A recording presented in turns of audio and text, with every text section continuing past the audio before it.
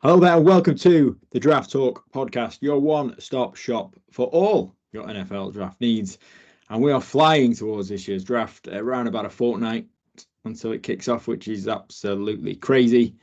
So best get rolling here. Better continue with our top five series. I'm your host, Brian, and here they are, our franchise signal callers. It's Owen and Stu. How are you doing, guys? Yeah, all good. We've gone a little bit early with the quarter, a week early really with the quarterbacks this time. I don't think much is going to change, and it's good to get them ticked off. And yeah, it's an interesting class. I think is the bit how I will phrase it for now. Yeah, we might talk about our feelings about the class later on, I suspect. Um, there's been a lot of talk about this quarterback class, however, and I think that's why There's we're a just lot of keen to talk get about into it. every quarterback class. Yeah, there is. That's true, but this one feels like that. There's trades in position, ready to spring for quarterbacks, and who's going to trade up, and who's going to, there's already things in motion. There's a lot of chat about it, and I'm not sure how I feel about that just yet. Well, we shall find out very, very soon. Yep, the two guys have they've done all the scouting. They've checked out the tape. They're going to tell us everything we need to know about the top five and a few more of this year's quarterback class. Who's a Trevor Lawrence? Who's a Trey Lance? Who do we like? Who do we love? Let's. Sorry, Owen, I had to do it. But yes, Stu, kick us off. We'll come to you first. Who's your number five quarterback this year, please? Yeah, the back end of this five I found quite difficult to piece together what my thoughts were on this, but I have gone to number five for Jonathan James, JJ McCarthy. He's a quarterback from Michigan who we saw obviously win the national championship, and who seems to have come from nowhere to being the talk of the town a little bit, hasn't he? We've heard lots and lots about JJ McCarthy post combine, post head coaches meeting, all these kind of things. For me, I think he's a little bit of an enigma. He has, kind of splash plays that you see that these quarterbacks you're taking early make, but I think there's a little bit of more to study into JJ McCarthy. I found him a difficult evaluation, if I'm honest, because Michigan were a really smash mouth, in your face type of team that they ran the ball a lot. He wasn't asked to do loads and win games on his own. And I don't know if that means he can't or he wasn't asked to do so. And I find that quite difficult. I think he's someone who is a fairly poised in the pocket, but not an exceptionally wonderful pocket passer. He doesn't really play out of structure, but he's fairly consistent when he's making kind of positive plays in the game. He's a fairly confident guy. He seems to study what's going on well in the field. He plays with a bit of intensity. He does play in a pro style offense. He does work under center reasonably often. He can slide and maneuver around the pocket, but I don't think he's wonderfully quick at doing so. I don't see amazing pocket manipulation and pocket footwork. He does kind of rolls out well when play action and delivers the ball reasonably smoothly. I think he's efficient when he's playing out of structure rather than creative. He's tough as hell. He'll take a hit and he'll take extra yards as a runner, but I think his arm strength is probably modest. I don't think he's got the biggest arm in the world, and he's got a really kind of bendy wind up to his throwing mechanism. I think that till he gets the delivery point is a bit of a long delivery.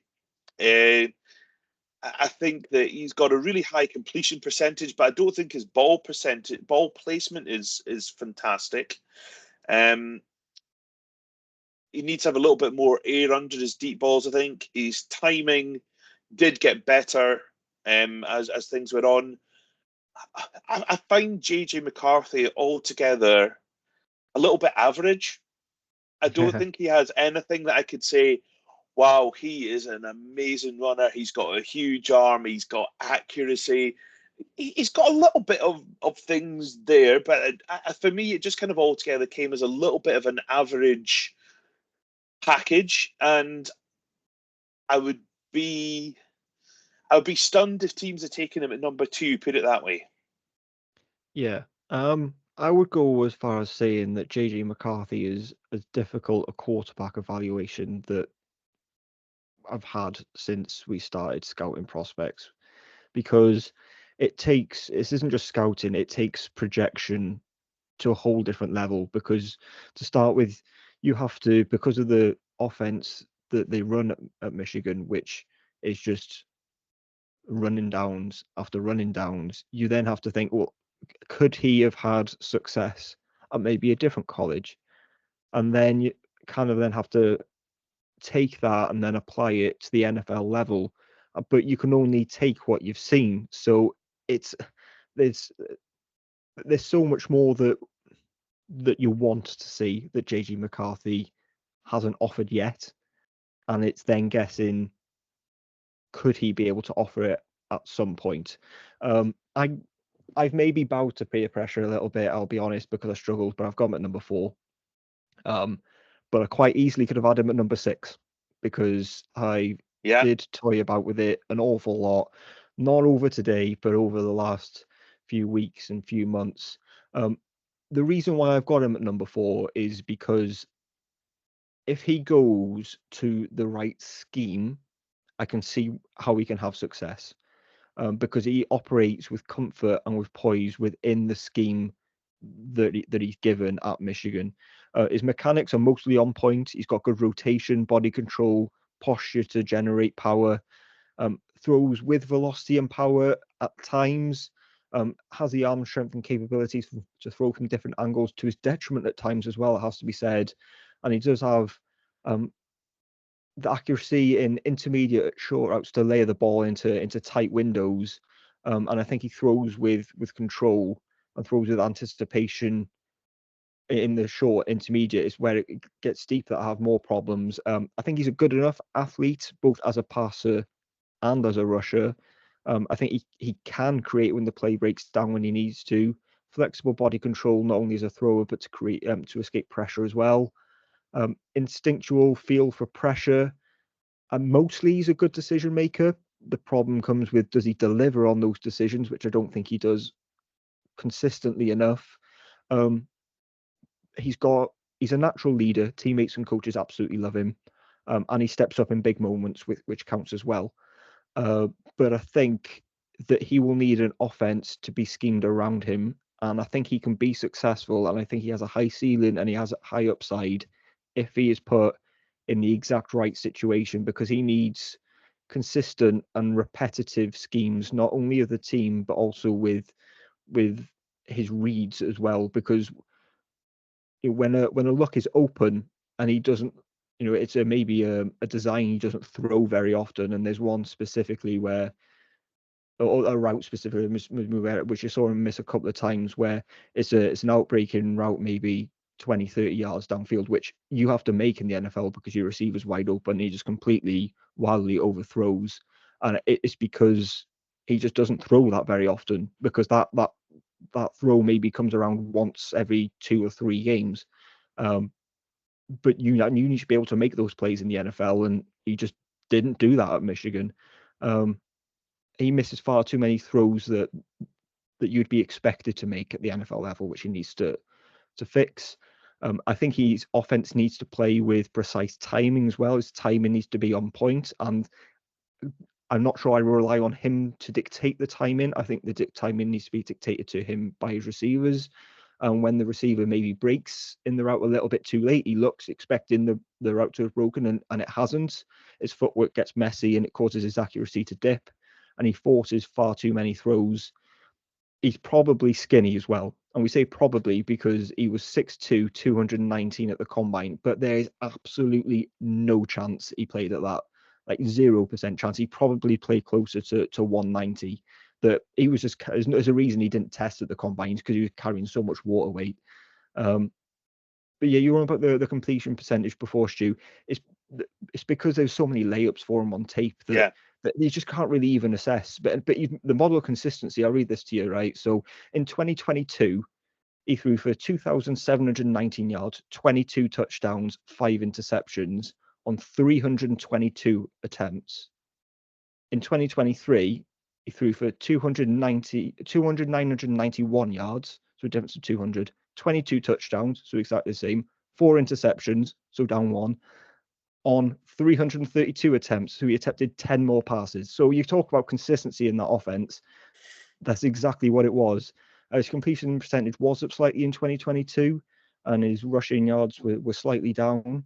But I think JG McCarthy is difficult to place, and he's at number 4 only if he goes to the right scheme. Because I think and basically, if he goes to the Vikings, I can see how this works out. If he goes to anyone else, I don't get it.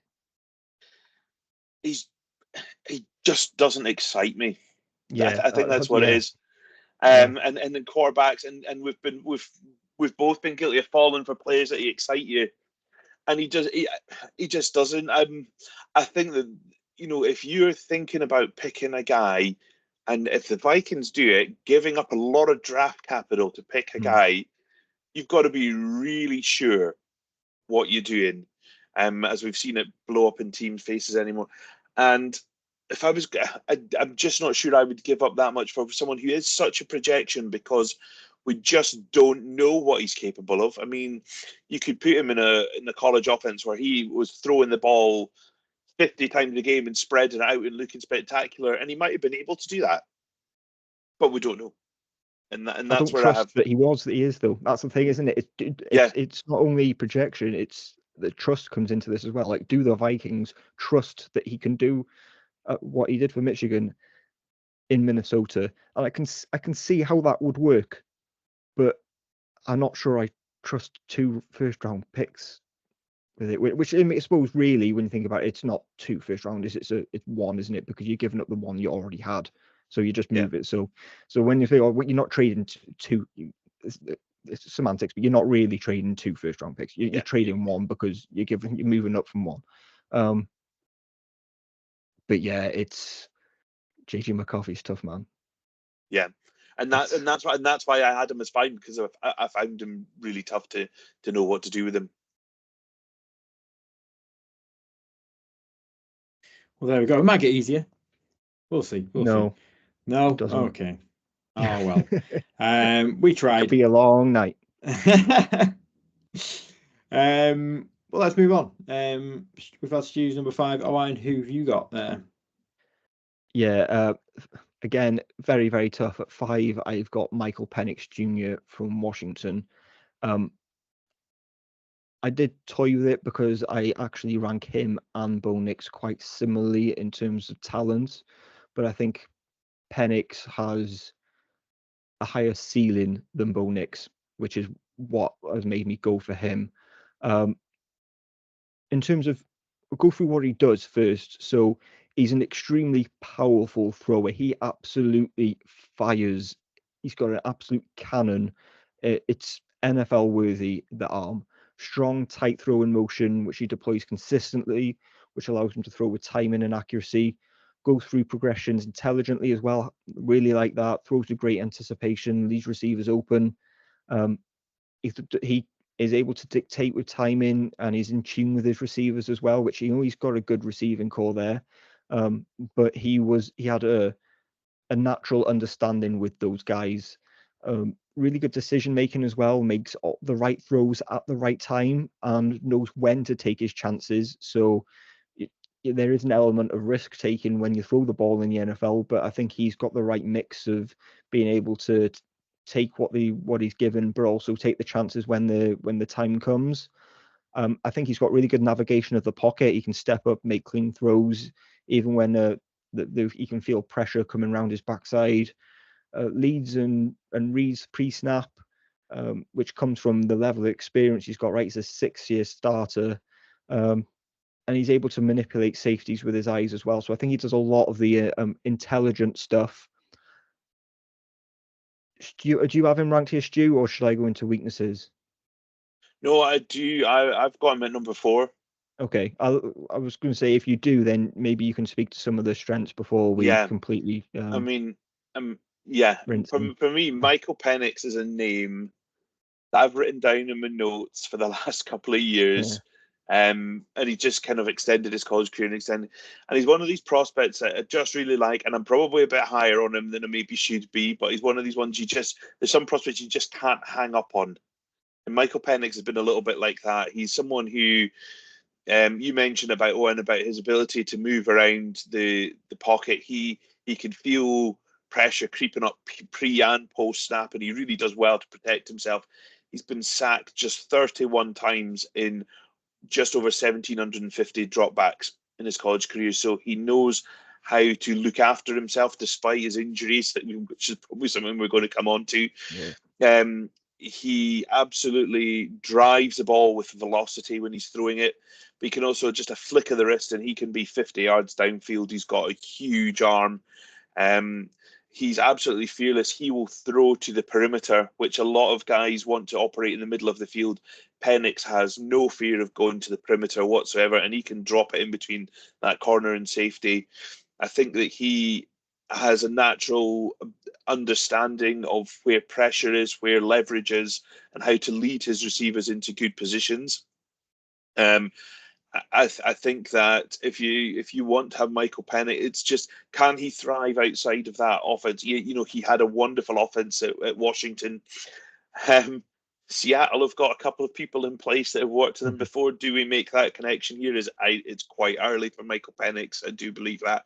But he's a really good passer of a football. He is maybe not the most athletic outside the pocket, but he has got good athleticism. He maybe just hasn't used it as much as we maybe like him to be. You mentioned about him and Bo Nix. They are in that kind of next tier of quarterbacks, aren't they? And for me, Penix just had a bit more. I think he's a bit more ability to operate out in a different scheme. I think Bo Nix was very. I thought he had a great season. I think he was a great couple of seasons, to be fair, at Oregon. I think he was quite scheme dependent, whereas I think that there might be a little bit more flexibility to Penix. And I think with him, there's a bit more of knowing what you're getting than there is with JJ McCarthy.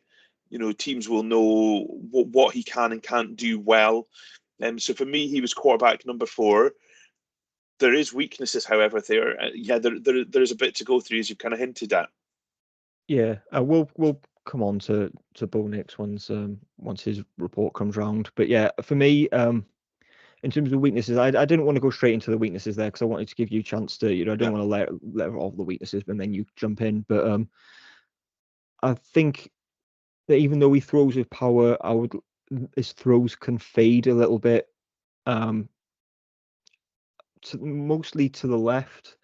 But I noticed especially when throwing deep, that there was a little bit of fade on some of the deeper balls. And I think that's because he prefers to throw with power and velocity rather than with touch, which is a skill in itself. And I think his passes sometimes have too much loop on them, which maybe comes into it as well. I'm trying to think what the right word is, but maybe that's just a layman's term, just a little bit of loop, which means he has to lean into some of his throws to generate that power, and it means the velocity can maybe be a little bit inconsistent at times, as well as the touch because of the throwing motion. He just throws from some really strange angles at times, and I think that where it comes from the pocket movement. That he does have a good feel for pressure. I think it could be better, and I think he gets away with it by getting the ball out quickly a lot. But when he does that, they are sometimes from some really strange angles, which I don't think NFL teams will be impressed by, because it's all you got away with that one kind of throws on his tape. I would like to see him work the middle of the field a little bit more. I think and it goes for a lot of it almost feels like some quarterbacks are, I don't want to use the word scared, but maybe are a little bit wary of throwing the ball inside just because of they can be high risk throwing in traffic at times, and it takes a special kind of quarterback to be able to do that consistently.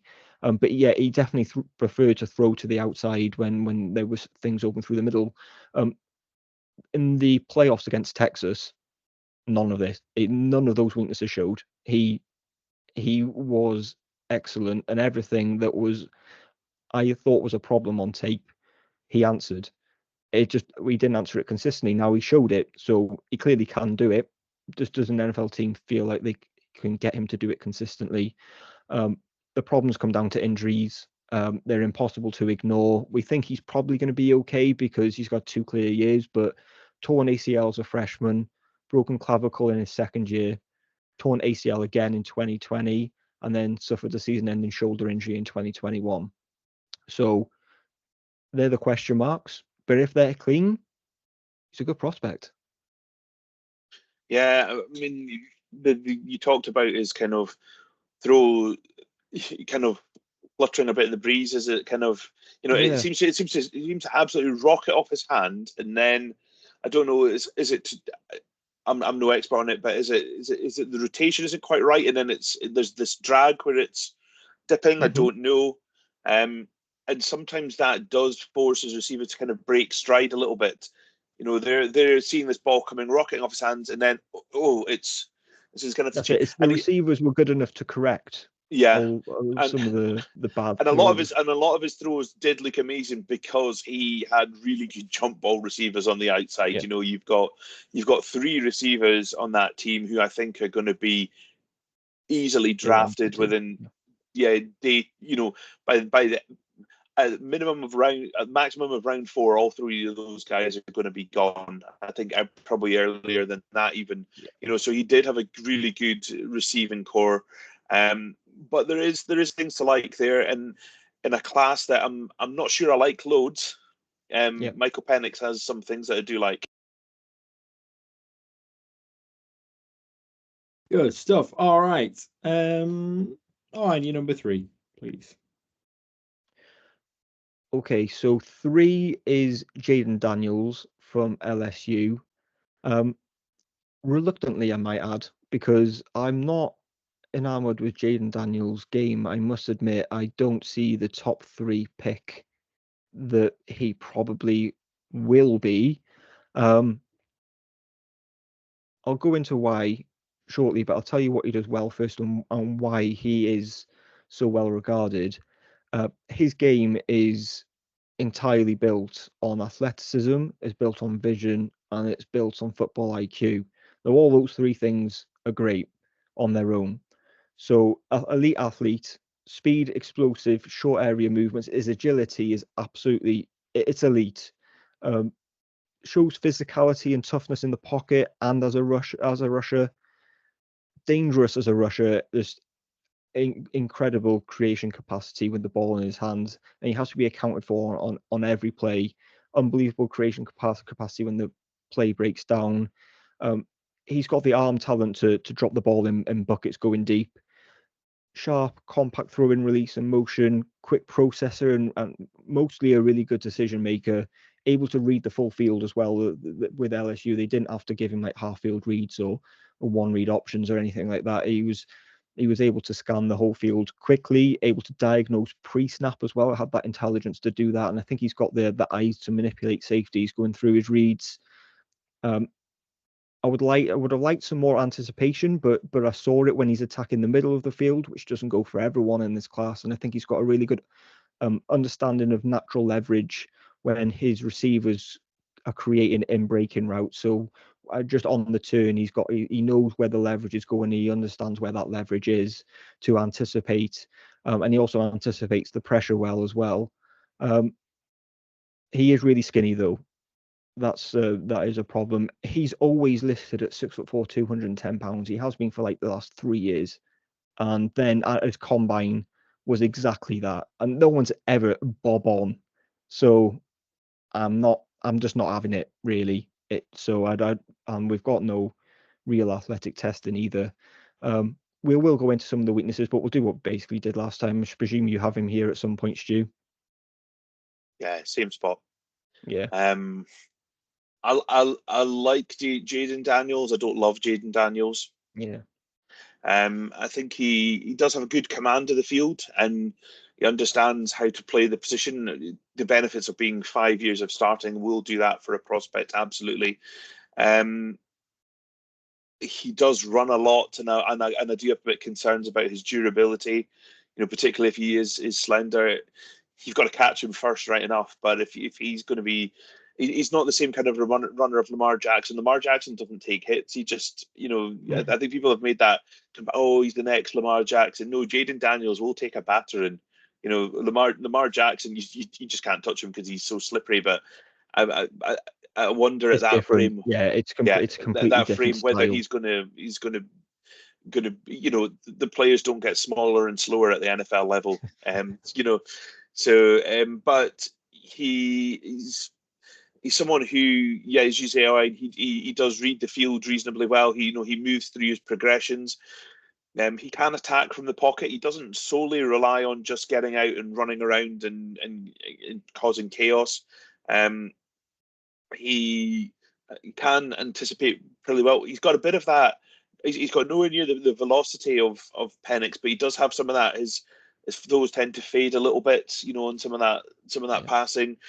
I found that when he scrambled, he wasn't nearly as good as when he was actually on a planned rollout. Getting on the move and throwing. And he does sometimes use that excuse. I think it's not the right word, of being really athletic, to scan away out of a pocket very quickly. He's like, right, okay, how can I get out of this pocket rather than wanting to stay in? Where I think he'd be sometimes better placed to do so because he will have a pass on. I just don't think he has enough zip when he's throwing out with the numbers as well. For me, as I said before, and this is coming back to it, I like Jayden Daniels. I'm not in love with Jayden Daniels, and some teams are, though. I think they're going to see that running ability and bite on that, but I'm a little bit hesitant again. Yeah, I think we see the weaknesses or the areas for improvement pretty spot on. I'll maybe just add into some of what you said there to give some context, or just add what I can. He's more of a creator as a runner than a passer. I think a lot of what he does as a passer comes to him. And I think he drops his eyes to assess his rushing options too quickly, which I know you touched on there, but I'm maybe just giving some extra thoughts here. He benefited completely from having wide receivers who were constantly wide open. The question is then, does he have the ability to elevate an offense, or do those receivers have the ability to elevate an offense? Now, it can be both, and they can definitely complement each other. But whether he goes to the Commanders or whether he goes to the Patriots, because we're assuming he's going to go top 3, they don't have those guys. And so where you then have to project where he can succeed, right? His placement on deep balls can definitely be better. He throws with touch, but not necessarily with anticipation going deep. Lets his receivers adjust during the routes and during the catch, rather than the other way round. Arm strength is good enough, but he's definitely not a driver of the football. It's not high velocity, high power, layer into tight windows type of thrower. He's prefers to be like a layup receiver that throws with touch at all levels. And maybe there is a bit of lack of velocity and power with some of his throws that do fade. And then as a rusher, he's completely reckless. He's a reckless athlete as a runner. He's simply, you can't be willing to take those hits at the next level. And then I watched them. You go back and you get a feel for it, but try and watch it a little bit more closely. I think, why is he even taking these hits? Is it because he didn't see the person? And I think it does come down to that sometimes, where he's assessed it and he just hasn't read it right. Because I think he shows great vision as a runner to find the spots, but I think there's definitely a lack of situational awareness at times, which is where he gets caught out with some absolutely massive hits where he maybe loses track of defenders who come down and absolutely clobber him one, and you will not get away with that. You won't last very long taking hits like that there at the NFL level. Look, he probably knows that. All NFL teams know that too. You can rein that in, right? You can rein that in. You can tell him to stop doing it. But if you do tell him to stop doing it, what do you then have? And I think he is the type of player who certainly all players benefit from a good offense, right? That sounds silly to say, but I think he's the type of player that you would slot into a good offense rather than a player that you would maybe build around. Yeah, I think that's fair. I think if you have you've got to have a plan for Jayden Daniels. I think if you're not just going to be, yeah, we're going to draft a good quarterback. Oh, he's next on the list. Right, let's draft Jayden Daniels. I think if you do that, you're setting yourself up for a fail. If you're going to draft Jayden Daniels and have him as your guy, you've got to have a plan what you're going to do with that almost before you even draft him. You've got to have the right coaching staff, the right offensive line, the right wide receiver mix, and understand how he's going to operate within that system. I think it would be reckless just to pick him because he's the first available quarterback and you've not really put much thought into it. Yeah, and I was going to say it goes for all quarterbacks, but if a team loves Jayden Daniels, then take him by all means. But if you're a team who just likes Jayden Daniels and feels like they need a quarterback, then he's not that type of quarterback for you, because if you're not attached to him in the way that you maybe are with a quarterback that you love, you're going to get this guy killed because you're just going to let him do what he's always been doing, and that just isn't going to work, because you can't run like that, and you're going to have to work on the scheme with deeper balls as well. So I think if a team loves him, I can see how this works out. But if a team doesn't love him and just picks a quarterback because they need a quarterback, then it's just not going to work, because he isn't that type of player. He isn't going to be able to elevate every single offense in the NFL.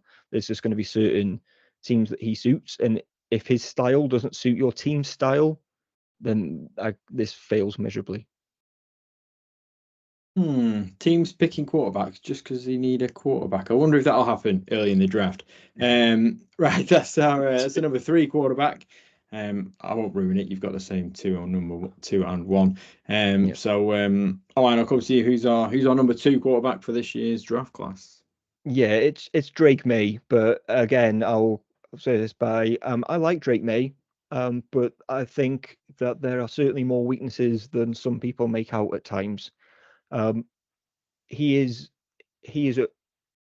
just scratching the surface of his potential. I would say there's a lot more for Drake Maye that can still be exposed that just wasn't at college, and I can see how an NFL team is going to be able to do that, which is why he's ranked above others. Hits all the size measurables: 6'4", 223. Exceptional mechanics, as a tight release, natural feel for timing and rhythm. Super consistent with those mechanics as well, and they continue out of the pocket. There are some reckless throws out of the pocket, which we'll come to. Fiery, tight release. He's able to generate velocity with his throws. Just when everything is clean and he can put the ball exactly in the right place, this works. He shows intelligent, ingrained field vision, which allows him to be creative as a thrower. Throws with unbelievable anticipation to lead receivers open, which will allow them to get yards after the catch. When everything's kept clean, and I'll keep saying that because when everything's clean, you're like, yeah, this is a high pick, but it's not always clean for him. And that's where I think that some of the deficiencies come in. But he's got all the arm strength that's needed. He can throw with different speeds, different angles, different velocities. He's got great touch. Everything that you need to see from an NFL arm, I've seen with Drake Maye, and I have no questions that he's able to do all those things at the NFL level, because it's decisive. It can be accurate when things are clean. He's nimble as an athlete as well, although I don't love his rushing ability, but I think he can be he does more than enough in that area. And he doesn't necessarily force extra yardage as a runner as well, which isn't what we just spoke about with Jayden Daniels before, that he knows when to get out of bounds. And he can be creative when the play breaks down. He's got the traits at the moment. I'm not sure we have seen this is a number 1 overall pick worthy prospect on tape, but I've seen bits of tape when all pieced together make me think that this can be a really good NFL quarterback. Now, he's been let down by scheme at North Carolina, as many quarterbacks before him have. We're trying not to helmet scout. North Carolina quarterbacks have rarely worked in the NFL, but that doesn't mean that it won't for Drake Maye. To take that out of it completely, it's a silly way to evaluate things, because we said that with Ohio State, and then CJ Stroud goes and does what he does. So you can't helmet scout in that way. But it's not the helmet, it's the scheme, and the fact he had absolutely no one around him. Like he was better in 2022 than he was in 2023 because he had better playmakers in 2022, Josh Downs and the like. But there wasn't anyone in 2023. Now, if you listen or watching this, most people won't be able to name another player on the Tar Heels offense in 2023 because it was a really difficult offense to watch, and I imagine that means it was a really difficult offense to play in. So we've got to give him some credit. He was his production dropped, but between everything, I think I've seen enough. But there are certainly some elements of his game which give me pause for thought. But I can see why an NFL team will like him. Drake May's also number 2 for me, as Brian alluded to. I think of all the guys, he has the biggest gap between his floor and his ceiling that they've evaluated. It can be really wide. Oh, you kind of touched on it. If you were to package up Drake Maye into a YouTube highlights reel, people watch that, and people do that when they're not so into the draft. They go, let's go on YouTube, find some of this guy my team's going to draft, and watch Drake Maye. They'll be going, yes, we have scored if we draft Drake Maye, because some of his plays are unbelievable, because he is absolutely fearless. He will just launch the ball into some unbelievably tight windows and make wonderful splash plays. But that's why he's got 16 interceptions, and most of them were down to being daft decisions of just, gung-ho. I think that it's difficult to say that he tried to play hero ball because he almost had to. He was the offense. He really didn't have some other options at times. So I think it is a bit hard to evaluate, particularly his 2023 season. He's got unquestionable arm talent. He's got the right size, makeup. He looks like an NFL quarterback. He's sometimes, it's, as I say, it's difficult to kind of, but he's got an inconsistent kind of throw-in motion, which I think makes him inconsistent with his accuracy. I think if he was to clean up that and become more consistent with his motion, that would definitely help. He moves well in the pocket, but I don't think he's wonderfully great outside the pocket. He's not the best free runner you'll ever see in the world. He can throw off platforms, but I think there's a lot kind of left on there that I think he possibly has the talent to be a better runner than he has shown. He's measured as a runner, which I kind of like. I think I don't think he's the best athlete, but knowing when, and knowing and situational awareness to get out of bounds or get down and slide, which others don't in this class. I think he is better than he's maybe given credit for, but it's not great, but it doesn't need to be. No, I know we've seen worse. Put it that way. Yeah, but he's also he's a bit less experienced than some of the guys that are below him as well. So there is that to it as well. He's only been a 2-year starter. When you look at some of the other guys that are coming up behind him, they have played a lot more football. So he is a bit more. I think he's a bit more malleable than some of these other guys that if you get the right system with him, and maybe he's somebody who might benefit from not being out there on day one. Teams will all put him out on day one because that's what they do. It doesn't work all the time. Stop doing it. I'm not an expert, but even I know that. I think that there's loads to like about Drake Maye. There's loads of potential, and I think if you want Drake Maye to be a quarterback, you're buying into that potential and what you can make out of him. But he has a bit more about him than the guys that have come behind him for me. I think that there's more to like there and more to come. And yeah, for me, he's number 2, but I'm still, even at a number 2, got question marks. Yeah, absolutely apprehensive. was saying that you can package together highlights that make him look unbelievable. I can also, you've got 2 or 3 plays a game where you think, wow, this is the guy, unbelievable, that's perfect. But there's also 2 or 3 plays a game where you just think, what the hell are you doing? In I was guilty of that. terms. Our very early evaluation of Drake May, I was like, oh, this is the boy. He's an absolute kiddie. Start watching some of him, and then, okay, just It's a roller slam that coaster. brakes on a little bit. There's certainly high variance on tape. And a lot of throws you just think you just have to make, especially short ones. And when he's throwing out on the run, and he then maybe is throwing across his body, or he's having to open up completely. He's missing 5-yard passes, and you just think, all of a sudden he's either the best or he's the worst. You know what I mean? He needs to improve his consistency, the consistency of his accuracy, anticipation, and his footwork. What he does show is excellent. There just needs to be more of it, and it needs to become more consistent, because you can't throw or underthrow or miss open receivers within 5 yards, and his accuracy is wildly up and down at times. And the variety of misses in some games where he shows extreme inconsistencies is ridiculous, really. It's under his accuracy on the run and his accuracy under pressure dips more than it maybe should, and that will need to improve at the NFL, because the pressure to success rate, that won't work at the NFL. That needs to come better. But when you have better receivers, that will be better as well. And I think he makes some throws far more difficult than they needed to be, with some sloppy footwork. And he tends to, not tends to, it means he does it all the time, but sometimes he crosses his legs over each other instead of having a wide base.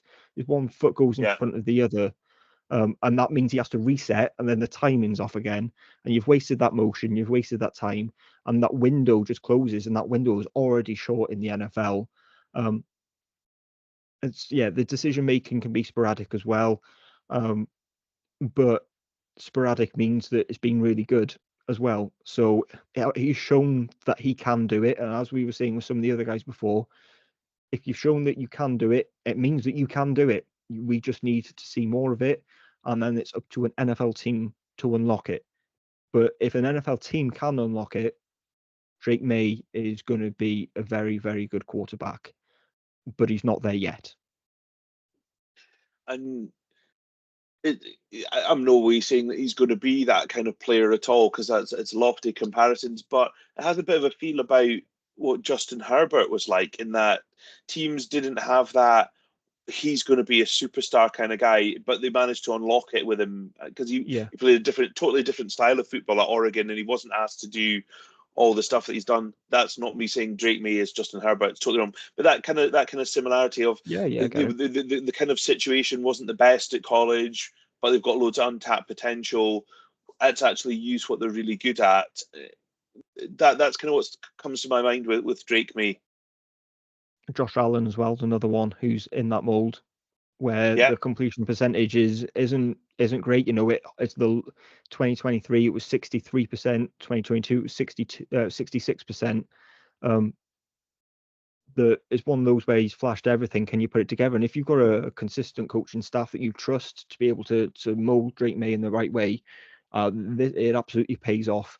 But I think again, it goes with all guys, doesn't it? I guess, but you can see where if he goes to a team where they've just got consistency within management and within coaching, and you can give them time, that we're going to give him an offensive coordinator that's going to be sacked within a year, then it's just not going to work. But that rarely works for any quarterback doing that. But if you can give him consistency that will allow him to be more consistent, then he has the tools and the play. There's not a lot more to add there, but he's a really good prospect. Is the best way, I suppose, of summing this up. He's a really good prospect who can develop into a really good player. Very good, interesting. Josh Allen, Herbert, not bad players to be compared to. but we'll see. Yeah, well, they're always good I guess. players when you do it right. You don't get. Yeah. Can't find. I can find you some bad ones if you want, but No. we're talking. That's what you could do.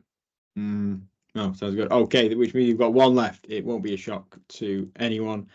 Go on, Owen. Who we got as our combined number one? But don't start me on Caleb Williams. So I've got about 3 pages of A4 of notes on Caleb Williams that I could just rattle off to you. Go for I it. absolutely, Backing him in. I absolutely love Caleb Williams.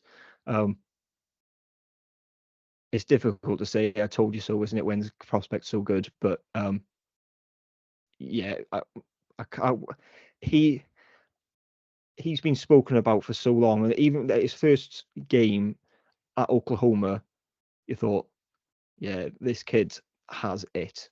He's a 5-star prospect from Washington, and as soon as he came in and he enrolled early, he was sat behind Spencer Rattler, and everyone thought Spencer Rattler was going to be the number 1 pick in whatever draft that was. Gets benched a couple of games in for Caleb Williams, and you just think, yeah, this guy is going to go number 1 overall at some point, because he's absolutely absolutely unbelievable. Heisman Trophy winner in 2023, won all the accolades that you can imagine, even ones you've probably never heard of. He just wins everything. The first note that I have, that I think I've said on every time we've spoken about Caleb Williams, I think he's as close to the perfect modern NFL prospect as you will find. And I use prospect rather than player because we're evaluating prospects, right? And prospects, all of them have deficiencies. Caleb Williams has them too. But I think it's difficult to expect a college prospect to have a better resume than Caleb Williams does, is how I would put it. I think he's NFL ready now.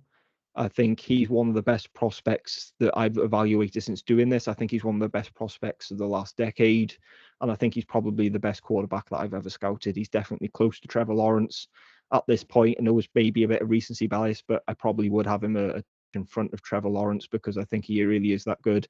I think he's absolutely undefendable at times. If you can play off him and you don't pressure him, he'll just tear you apart that way. But if you pressure him, he also has the ability and the timing and the accuracy to throw open receivers, and he'll beat you that way too. I just think that he can beat you in so many different ways. He can change up the tempo. He controls an offense. He can mix up the playing style as well. He's going to go to Chicago, and what an opportunity that is for him, because not many players are going to have the playmakers going number 1 overall that Caleb Williams does. So he's got a real opportunity to hit the ground running. Hopefully the offensive line can stay consistent for him. But look, the offensive line at USC was pretty dreadful, and he was the best player in college football for God knows how long. He's master manipulator at taking short and intermediate routes. Plays with controlled creation. That he's not relentless. Or he is relentless. He's not trying to think of the right word, because it came to mind and then slipped. But he's not reckless. There we go. It began with R. He's not reckless in his playmaking. That we know what he can do out of the pocket. We've all seen the highlight plays, but it's not. He doesn't do it for the sake of it. It's in a controlled manner. It's proactive. Can do that and create inside and outside of the pocket, but he doesn't have to bail out of the pocket to succeed, which a lot of people with his play style do. I think he can beat you from inside the pocket and from outside the pocket, can go through his progressions quickly, can play with patience. He doesn't necessarily have to force it either. Lethal arm, can throw the ball from any angle, can reach any part of the field, can throw basically any pitch in the book and throw with power, velocity, angles, anything that's needed. An absolute slingshot for an arm, and he can thread the needle as well into any window. Insane completion percentage as well, really, when you consider how accurate he is. But it's just he's not really had much around him at USC, you have to say, and he still has been this good. His legs are his greatest weapon, and I don't mean that just as a runner. I also mean that in the pocket, because his footwork is absolutely fantastic to understand spacing and to set his base. Allows him to throw on time and in rhythm and consistently throw the ball, and the same mechanics every time, and his awareness and speed along with his active footwork means that he can then go out and escape and roll out and do all that stuff that you've all seen the highlights for, because no one's watching this not knowing who Caleb Williams is. There's a lot there. His weaknesses for me are extremely limited. We'll maybe touch on them once Stu's had his go of praising Caleb Williams. But yeah, I could go on for ages because I think on every play you can find something that he does well. Yeah, he's also number one for me. I think that's fairly obvious since we've got to this point. And if I didn't have it at number one, Owen might have thrown me off the podcast and never let me back I'll just on be doing again. it on my own. Yeah, absolutely. So Ryan Pohl's a bit of a genius, isn't he? Passing up on Bryce Young. He's landed himself the spot of how jammy is that? yeah, he Like, is. Do you know what? Fair play to him, because he could have taken a quarterback in that draft, because he didn't draft Justin Fields, but he had a bit of a gamble, and he's landed up pretty lucky. And if he doesn't pick Caleb Williams, pints are on me for day 2 of the draft. Okay. Yeah, I think the only thing that can stop Caleb Williams from becoming a real top quarterback in the NFL is Caleb Williams himself. If he can stay, he's had to, I think, at times be at USC, being the man and play with all sorts of playmaking ability, hero ball, whatever you want to call it. He's had to do that.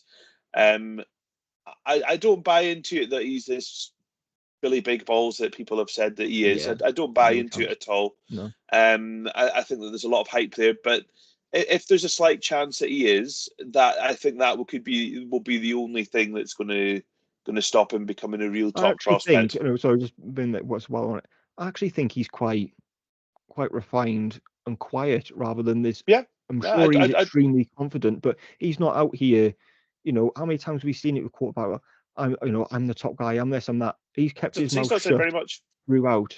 It's everyone else has done the talking, not Caleb Williams. I think that he's quite clearly a family man. I think he just goes about his business, not really caring what anyone else thinks. Yeah, he's going to be himself, absolutely. and good on him for doing so.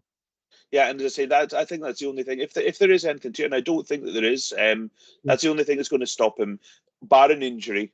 If he decides to go and do something wildly off the planet or something, that we haven't seen from him at all. Otherwise, I can't see him not being successful. If he's going to Chicago, which he is, it's a good situation there now. We used to think a couple of years ago. At number one. Oh yeah, he's got DJ Moore. He had a really good season last year. Keenan Allen, how long's he got left in the tank? I don't know, but he ain't a bad guy to be throwing the ball to, and Caleb Williams has all the talent in the world that you could want coming into the NFL. There was a time when I was looking at them very early, and you were seeing that splash play from Drake May. Okay, Drake. Once you get into it, there's actually no competition there at all for me. I think he's so far ahead of all the other quarterbacks in this draft. Weaknesses. We said we're going to talk on that. There isn't a huge amount to be there. He sometimes doesn't always want to play on schedule, but. Again, is that because of the situation he found him in? I think he's got more than enough talent to play on schedule. I don't think it's because he can't do it. He sometimes might need to at the NFL. Just, Joe, do you know what? I'm going to take 3 yards here and get another set of downs, rather than looking for that challenge and throw, which he can make as well. But for me, that's minor details, really, isn't it? It's not big flaws to someone's game that's going to be a make or break for him. He's number one. He's going to go number one in the draft, and who knows how far he can go in the NFL. Yeah. We need to stop, even though I can see there's a way of him being so that when a prospect is considered as good as Caleb Williams is, we've got our head and say, go, he can be a top 5 quarterback in the NFL. That isn't what success looks like. Look, could he be? Yeah, absolutely. But if he isn't that, that doesn't mean that he wasn't a Yeah. success just because you think he can be and he hasn't reached exactly what that is. If if you get an adequate starter from Caleb Williams, then that is success by the NFL's going. He doesn't have to be a top 5 quarterback in the NFL in his first year to be a success. So I think there's a little bit of expectations that need to be reined in with Caleb Williams from some people. Every franchise wants a savior, and Caleb Williams definitely has the potential to be, but let's not throw him to the wolves just yet. He can let him build his career. He doesn't have to be, he doesn't have to be Patrick Mahomes or bust, basically. Chicago just needs him to throw for 4,000 yards. They've never had it. That is a success. Yeah, absolutely. And in a rookie season as well, it's maybe just a little bit of easing your way into it, figuring though I can imagine it's quite overwhelming for a lot of these college kids. Caleb Williams has been to massive programs and seems like he has a good team around him.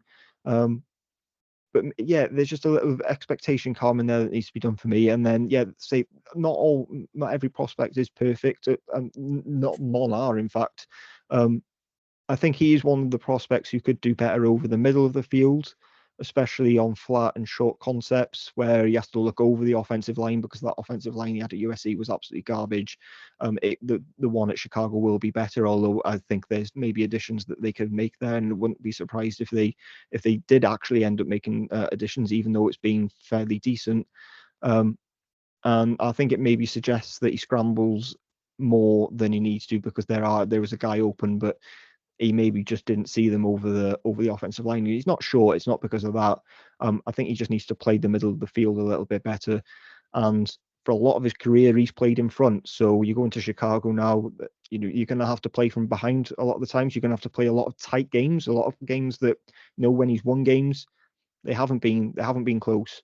He's always been the best player on the field, which has allowed him to trust himself. But he is going to hit some diversity in the NFL as in a rookie season that he hasn't hit at any point in his career so far. It'll be interesting to see how he deals with that. They're not weaknesses. That's just maybe thinking out loud, because every rookie is going to have that moment in their rookie season where it feels like the walls are closing in, and then it's how do you react and how do you bounce back from that, because Caleb Williams is going to be the guy. He's already in Chicago. We're recording about a week before this will go out, but he's in Chicago last night, meeting his receivers and out for dinner with it. So there's absolutely no way that they don't pick him, because he's already meeting the team. But apparently they love him, which is always good to see. There's just whatever you think of Caleb Williams, you can find an excuse around it, right? If you think, oh, he didn't do that right, well, I can find an excuse for it.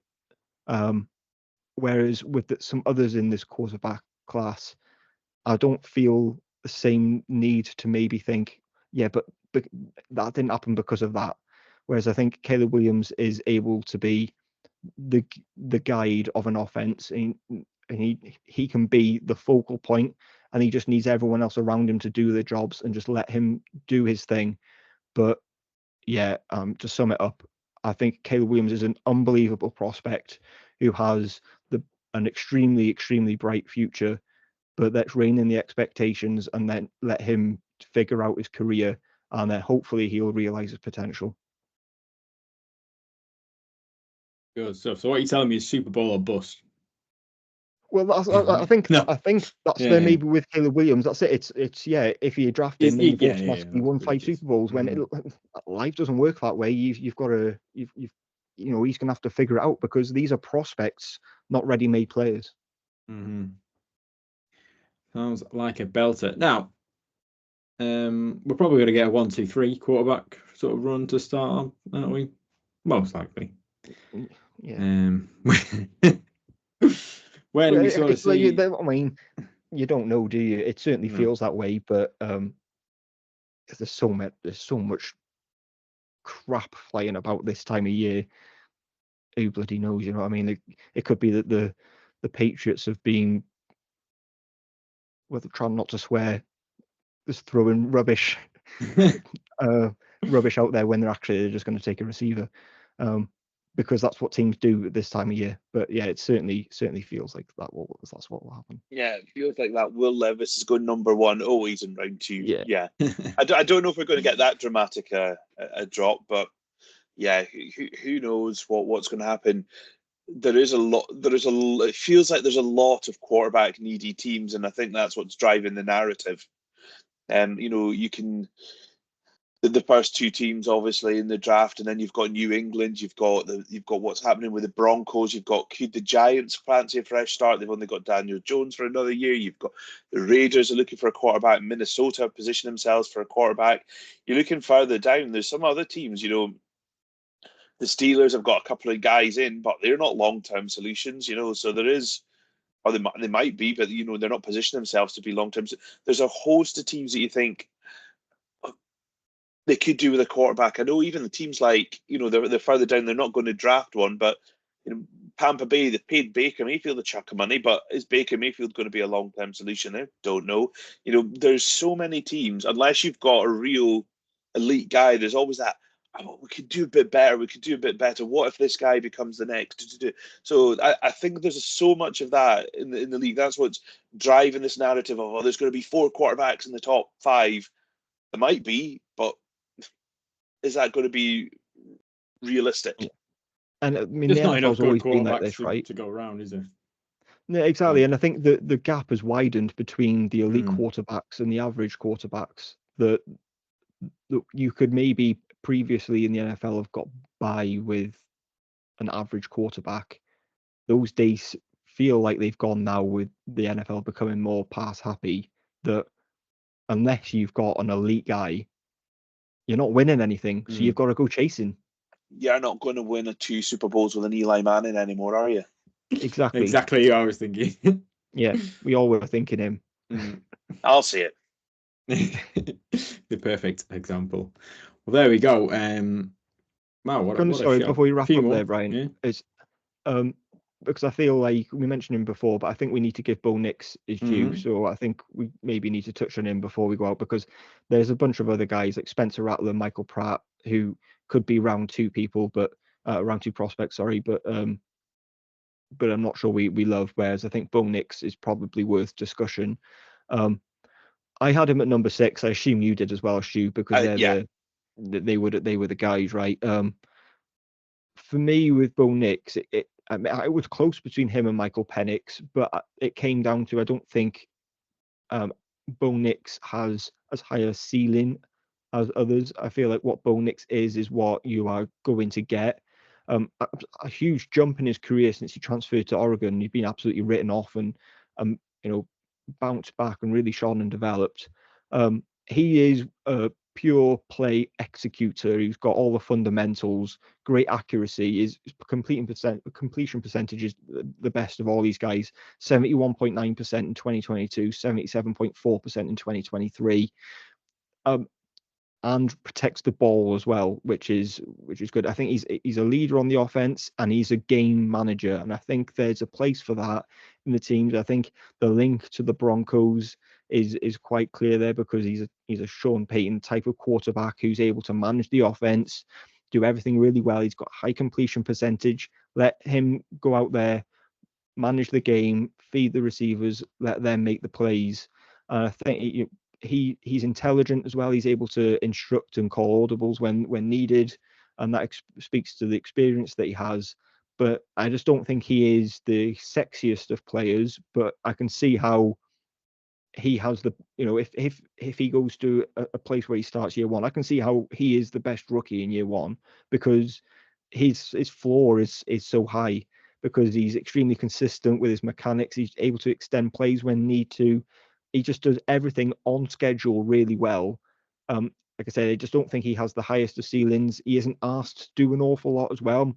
Just, call the play, do the play, and like kind of the Shanahan scheme as well, right? Like you think of what Brock Purdy's been doing. It's, get the ball out your hands and just execute the play. And I don't need you to do anything else. He's that type of quarterback. And for that reason, he does have a tendency to take the check down. He's not a huge risk taker. but I think he's got really good decision making, and I can see quite clearly how he's a really good NFL player, but I don't see how he's ever an elite NFL player, which is why he didn't make my top 5 and he sat at 6. Yeah, Bo Nix, punchline to prospect, I think is what I would label him as. Nice. Yeah, That's one on quote the that. YouTube clip. Quote that Yeah, one. it is. Punchline to prospect. He was someone who was at Auburn. He was ridiculed almost.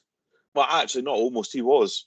Yeah. He was a real punching bag, and fair play to the guy, because he has come back when actually I wasn't really happy with what was happening at Auburn. I'm going to go somewhere else. I'm going to reinvent myself, and I'm going to make a real go of this. And he has done, to be fair. You know, we saw how good Oregon were last year. You know, they were a very good team, and they had some good battles with Penix and co up at Washington as well. So some great games. He's like those. I hate comparisons between soccer and football, but he's like one of those guys. He's a midfield metronome. If you think of a player like a Michael Carrick, who sits in the middle of the park, plays a simple pass, consistent game in, game out. He's a 7 out of 10 guy every week. He's never going to be the headline maker who's rapping in goals from 30 yards, but he's never going to be the guy who costs you a game either. And I feel a little bit about that, like about Bo Nix. He just does everything really well, but nothing elite for me. But we've seen quarterbacks who have got to Super Bowls recently. Brock Purdy, a bit like that. And I think that he's a better prospect than Brock Purdy was coming in. It's not to say he's going to be a better NFL player than Brock Purdy. We're talking about prospects and players. But yeah, and I'm kind of rooting for Bo Nix, given how far off it he was a couple of years ago. Nobody would have even had him in this conversation at all. And to go from where he was to where he is now, I think he deserves a lot of credit for that. Yeah, and it's not even taking pity either, because he has been absolutely exceptional. In 2023, 45 touchdowns, only 3 interceptions. So to throw only 3 interceptions on 470 attempts is pretty good. So you can see where the game management comes into it. 4,500 yards as well in 2023, just an absolutely unbelievable season. And if it wasn't for Michael Penix and Washington, they would have been a playoff team. And that is down to him. Although they had weapons and they had a good offensive line, I think if an NFL team has that and you can slot him in, then he will be productive for you. I have no doubt that he will be productive for you. I just don't think he will ever be a top 5 NFL quarterback. And when in a team like we just spoke about, in a league where we just spoke about before, you have to take chances. It doesn't feel like you're taking a chance with Bo Nix. He is safe as houses as it comes to as a prospect, because like this, it just will work if you get him in a Shanahan scheme, or Sean Payton at the Broncos. They keep going back to, because I think the fit just makes far too much sense. But you can see how this fundamentally works, but you can't really see how it evolves into something special. But a very, very good prospect at that. Yeah, I wonder if he, is he somebody that people pass on first time round and then decide, actually, that 5th-year option, I can come up a little bit at that back end of round 1. Might be, Maybe. but day 2 is probably, I think, more likely. But if somebody really likes him and thinks, actually, we've not got any other solution here, even if we have Bo Nix for a little bit of time, you can't risk it. If you don't have a quarterback and you like Bo Nix, you can't risk it. If you're the Broncos, you think, well, you can't we've wait got Jarrett until round Stidham. 2. Yeah, you can't. You've got Jarrett Stidham, and that's it. Who they've got under contract. I think it's very difficult to place where he'll go, actually, because there's a chance he goes at 12, because you think 12 sounds but high there's for also him, a chance he goes at 60 odd. Yeah, absolutely. I think that's where it is. If he's going to go high, it is going to be the Broncos. I think will be the team that would pull that trigger. But 12, it does seem rich, but they don't have a second round pick, do they? If you've got nothing, they've got nothing. They've got no second round pick, and they've got nothing at quarterback. That's what I mean. So if in the mock that I had done, the 7th round, I had them trading back with the the Eagles and picking him up, but that's just playing out a situation, right? Like, but if you like him, you just can't take the risk. You need draft capital and you need a quarterback. It's really tough a tough place for the Broncos to be in. I wouldn't like to be a Broncos fan right now. It does not look fun at all. Broncos, let's ride. Well, that's done. What No. it must be something. He must come out with something else. Let's dealer. Well, I don't know. He'll figure something. Well, He's good at that, isn't he? I think I saw that actually somewhere. That's Weld. yeah, I'm not claiming that one. I stole that. Oh, good stuff. Very quickly, remind the lovely listeners / watchers of your top fives, please, gents. Yeah, so at 5, I had Michael Penix, 4, JJ McCarthy, 3, Jayden Daniels, 2, Drake Maye, and Caleb Williams at the top. Yeah, not a huge variation, but I had JJ McCarthy at 5, Michael Penix at 4, and then the same 3-2-1 of Jayden Daniels, Drake Maye, and Caleb Williams. There we go. QB's done. I'm glad it's done. He's sitting on this one. We have. It was a good episode. I think that was really good episode. Yeah, I think so. But yeah, quarterback's done. We've done. Right. No. Guys, it's only a really good draft. Let's not fall out about it. Come on. Do you think me and Owen falling out? We've been pretty civilized. Oh, good job, you. I'll try better next time for you, Brian. Excellent episode. Oh god, I'm so proud of you. But yeah, it really was an excellent episode, wasn't it? Do let us know. But yes, good work, guys. Plenty of stuff there. Couple of good quarterbacks. We'll see quarterbacks. But yeah, it's going to be a hell of an evening. Well, hell of a few evenings come draft weekend in a couple of weeks. We'll be back in the meantime. Keep your eyes and ears peeled for that. And of course, check out any of our previous episodes. We've gone through pretty much all of our top 5 so far. A couple left, nearly there. But yep, that's all we've got time for today.